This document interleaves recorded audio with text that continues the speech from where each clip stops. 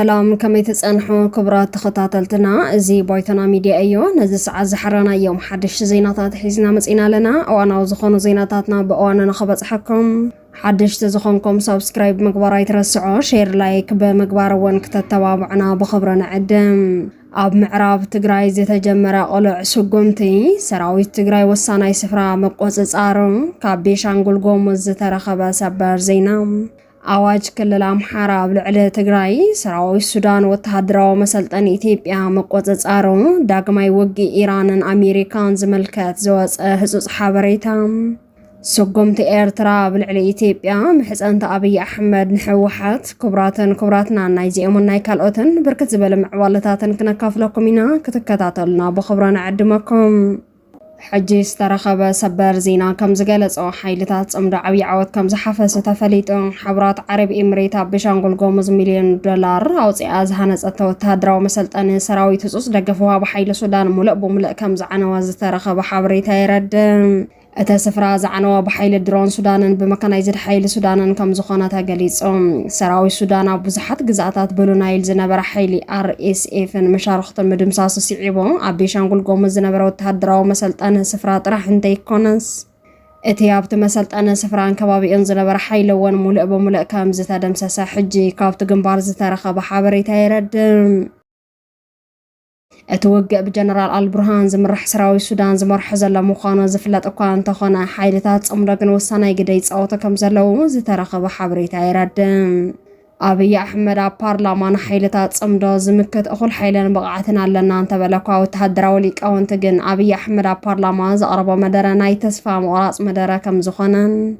አብይ አሕመድ ከገብሮ ዘኽእል ንዝተወሰነ ግዜ ምውጋኣን ድሮናት ተጠቂሙ ትካላት ዒላማ ምግባር ነበር ከድሕነሉ ዘኽእል መንገዲ ከም ዘየለን ዘኽእሎ ፈቲኑ ከም ዝሃድምን ናገለጽ ይረከቦም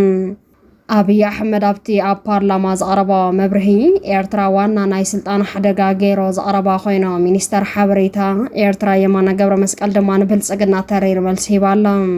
እቲ በዓል ስልጣን ኤርትራ ብዝሃቦ መግለጽ ስርዓት ብልጽግና ብሕድሕድ ውግእ ሱዳንን ይኹን ካልኦት ጎንጽታት ብምስታፍ ኣብ ቀርኒ ኣፍሪካ ሰላምን ምርግጋዕን ከይህሉ ይገብር ኣሎ ብምባል እቲ ብብልጽግና ብልዕሊ ኤርትራ ዝቐረበ ክስ ነጺግዋላ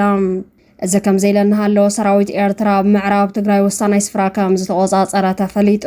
ኣብ ሱዳን ዝጸንሐት ኣርሚ ሰብዓን ኣብ ምዕራብ ትግራይ ከም ዝኣተወት ከጸብጻብ ጸኒሐ እዩ ሰራዊት ትግራይ ሮባ ተከዘን ምሽጋራ أنا أشتي جلباتات كم زتتقام زتجلس عند خوان حججن بزتفعل أنفتات قبل علتها بمعراف تقرأ عريض زركب حيل والصناي متقعت كم زجمرة حجة كاب معراف تقرأ زترخب حبريتها يرد سراويت تقرأ سقمت من جمهور سعي ودما كل لام حرا حسوس أواج كم زأواج تحبيرا تخلى لام حرا زوج حسوس أواج عب معراف تقرأ زلوا من اللشاتات ناب سراويت بالسقنا حوسن سراويت تقرأ خمكتون زجلس كم زخانة تفليت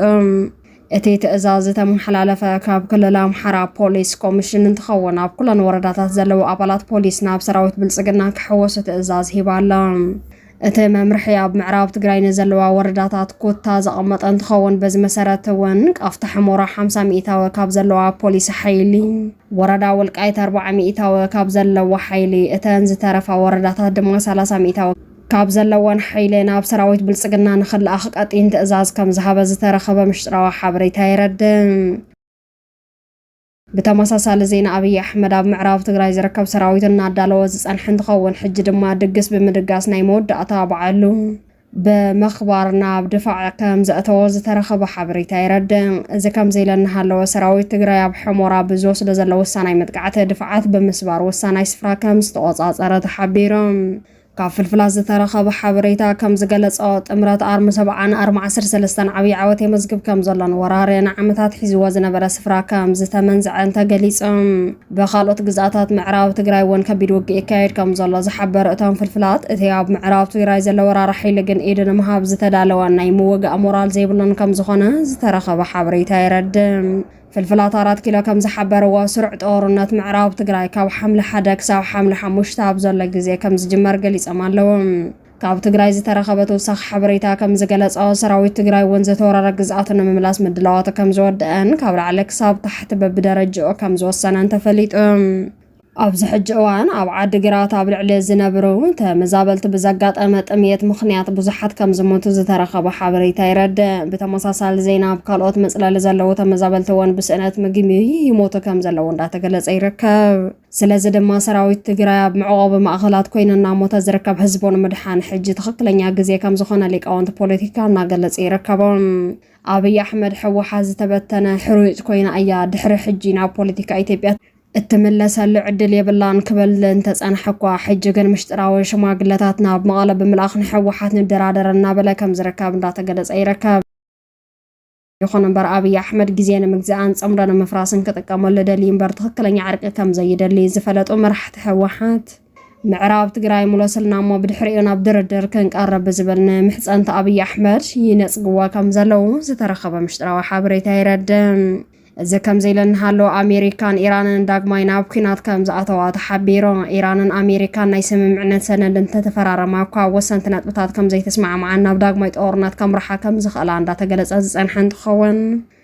ኢራንን ኣሜሪካን ካብዚ ዘይተስማዕምዕሎም ነጥብታት ድማ ጉዳይ መጻበቢ ሆርሙዝ ጉዳይ ኒኩለር ከም ዝርከብዎም ተፈሊጡ ኣሎ። እቲ ሕጂ ኣብ መንጎ ኣሜሪካን ኢራንን ተጀሚሩ ዘሎ ጎንፂ ድማ ኢራን ኣብ መጻበቢ ሆርሙዝ ኣብ ልዕሊ ዝሓልፋ መራኸብ ዝወሰደቶ መጥቃዕቲ ስዒቦ ከም ዝኾነ ተገሊጹ።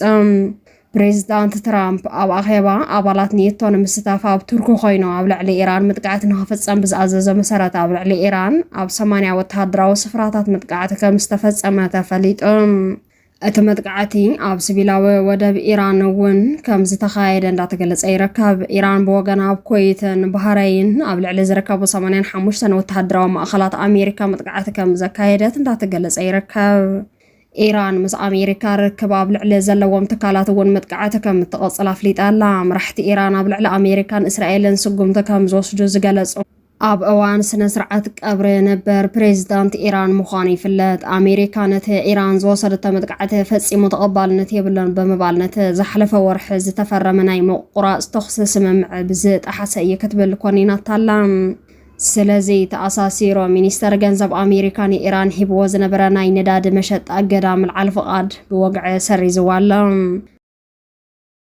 ናይ ኢራን ምክትል ሚኒስተር ወጻኢ ጉዳያት ብወገኑ እዚ ናይ ኣሜሪካ መጥቃዕቲ ንስምምዕነቶም ዝጠሓሰን ሕማቕ እምነት ዘርአየን እዮ ብምባል ተህራን ሃገራዊ ድሕነታ ንምሕላው ቆራጽ ስጉምቲ ክትወስድ ምዃና ኣጠንቂዋ ኣላ። እዚ ሓድሽ ወተሃደራዊ ውጥሪ እዚ ነቲ ንኣዋርሕ ተኻይዲ ዝነበረ ኩናት ኣሜሪካ ኢራን ንምቁራጽ ተባሂሉ ዝተገበረ ናይ ሰላም ስምምዕ ኣብ ዓብዪ ሓደጋ ዘእቱ ኮይና ኣላ። እምበኣርከስ ክቡራት ተኸታተልትና ዜናታት እዚ ዕለት እዚኦም ይመስሉ ነይሮም። ኣብ ጉዳይ ትግራይ ኤርትራን ኢትዮጵያን ከምኡውን ህልወይ ምዕባለታት ቀርኒ ኣፍሪካ ብዝምልከት ትኩስ ምዕባለታት ንኸበፅሐኩም ሓድሽ ዝኾንኩም ሳብስክራይብ ምግባር ኣይትረስዑ፣ ሼር ላይክ ብምግባር እውን ከተተባብዕና ብኸብረ ንዕድም። ሓድሽ ዜና እንተልቀቕ ኖቲፊኬሽን ንኸበፅሐኩም እውን እታ ናይ ደወል ምልክት ክሊክ ምግባር ኣይትረስዑ። ሰላም